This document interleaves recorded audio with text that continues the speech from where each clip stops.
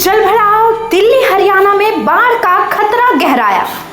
दिल्ली और हरियाणा में यमुना नदी के उफान ने हालात गंभीर बना दिए हैं।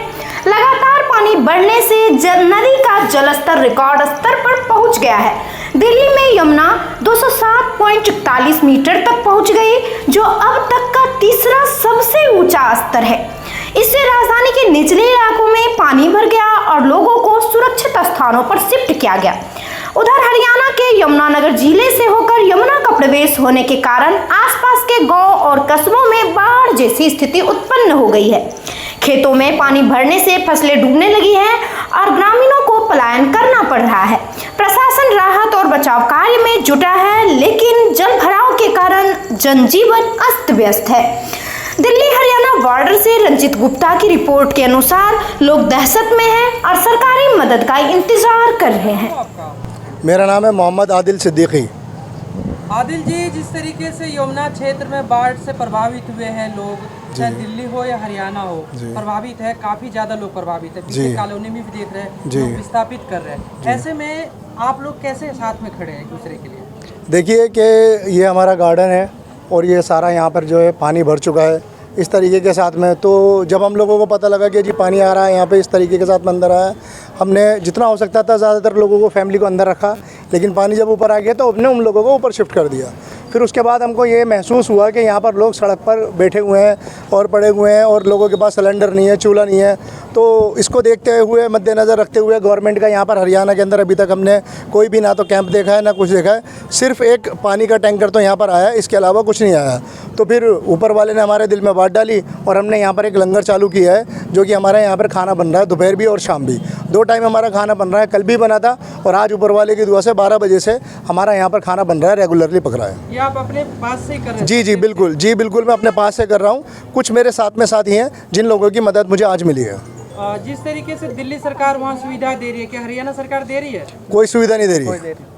कोई सुविधा नहीं है अभी तक। कितने लोग आपके आसपास होंगे जो इससे प्रभावित हैं? हज़ारों से ज़्यादा लोग प्रभावित हैं इसके अंदर यहाँ पे। और ये सब लोग कोई सड़क पे रह रहे हैं, कुछ मेरे यहाँ ऊपर रह रहे हैं, कुछ सामने यहाँ पे एक सरकारी स्कूल है दिल्ली सरकारी, तो वहाँ पर रह रहे हैं। 10th तक का स्कूल है वहाँ पर रह रहे हैं। कुछ रोड पे सड़कों पर रह रहे हैं। आदिल जी, जो आपने जो भोजन की व्यवस्था की है, ये कितने दिनों से चल रहा है? ये सर अभी आज दूसरा दिन है। ये कल हम लोगों ने स्टार्ट किया था, कल दोपहर को स्टार्ट किया, फिर कल शाम को किया। आज दोपहर 12 बजे से रेगुलर चल रहा है ये, जो अभी तक रेगुलर ही बन भी रहा है। आप अभी देखेंगे तो अभी भी पूरी सब्जी रेडी हो रही है। कितने लोग खा लेते हैं यहाँ के? सर ऊपर वाले की दुआ से आज तो कम से कम 400, 500, 600 के आसपास, कोई आइडिया नहीं है कि कितना खा चुके हैं। अब लगा लीजिए आप अंदाज़ा, इस वक्त के 4 बज रहे हैं, 12 बजे से रेगुलरली लोग खाना ही खा रहे हैं। शासन प्रशासन से कोई सहयोग? एक पैसे का कोई सहयोग नहीं है सर। किसी प्रकार की कोई बीमारी, इस तरह की चीज़ें हो जाए बीमार, तो क्या करते हैं? अभी तक तो इस तरीके की कोई चीज़ सामने आई नहीं है। जब इस तरीके की कोई चीज़ सामने आएगी तो उसको भी फेस करेंगे। जितना हमसे हो सकेगा उतना लोगों की मदद करेंगे। मेडिकल कोई सुविधा नहीं दी? अभी कोई मेडिकल सुविधा नहीं है किसी भी तरीके की। कहना चाहते हैं हरियाणा सरकार से?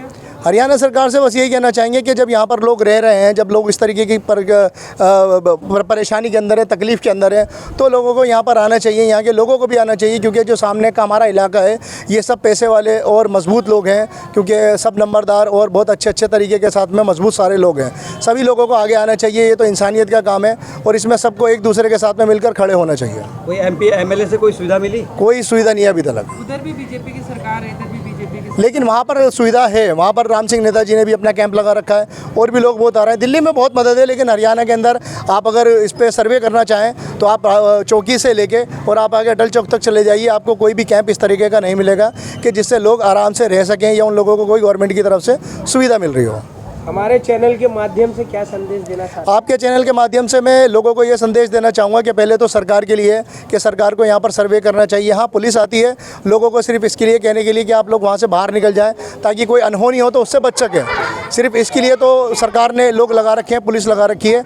अदरवाइज़ के लोगों की मदद करने के लिए कुछ भी नहीं है। तो सरकार से मेरी अपील है कि आप यहाँ पर लोगों को देखें, ये सारे गरीब लोग हैं, इनके पास घर का हिसाब किताब नहीं है। सब इनका लोगों का सबका नुकसान हो चुका है। इसके नुकसान की भरपाई तो कोई भर नहीं सकता है। खाने पीने और स्वास्थ्य से संबंधी समस्याएं तो है ही। पीछे दिल्ली में लोगों का कहना है कि जस्ट आपके बॉर्डर के उस पार कि चोर की भी समस्या है, घरों में घुस रहे हैं। जी बिल्कुल, चोर की भी समस्या है। उसकी वजह यह है कि अभी हमारे सुनने में भी आई है ये बात कि 2-3 ताले यहाँ हरियाणा के अंदर भी, बस्ती के अंदर पीछे टूट चुके हैं लोगों की वजह से। क्योंकि मसला ये है कि पानी यहाँ तक है, यहाँ तक भी है कई जगह, और कई जगह यहाँ तक भी है।